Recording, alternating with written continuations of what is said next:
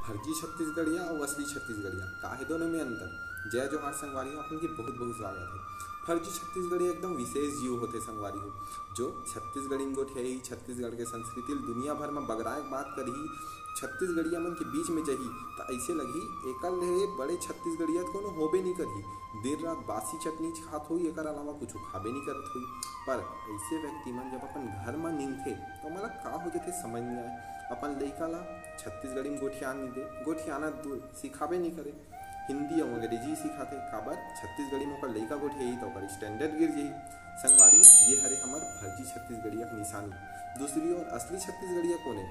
असली छत्तीसगढ़िया संगवारी मोला प्रमाण देख जरूरत ही नहीं है। अपने माटी में रह के कौन प्रमाण दी संगवारी हो। और आप अगर साक्षात दर्शन करना है फर्जी छत्तीसगढ़िया के तो तुरते मोर फॉलोअर में जाओ, एक दो जन तो आप दिखे जाही और अभी कमेंट में भी आ सकते का पता। संगवारी हो जरूर मोर फॉलो जो उमन करे है ते मन अनफॉलो कर दी मैं जाना था। पर चाहे मोर फॉलोअर 0 हो जाए पर छत्तीसगढ़ महतारी के साथ ऐसे दो मुंह के सांप बनने वाला लोग के ला में उजागर करे पर नहीं छोड़ा।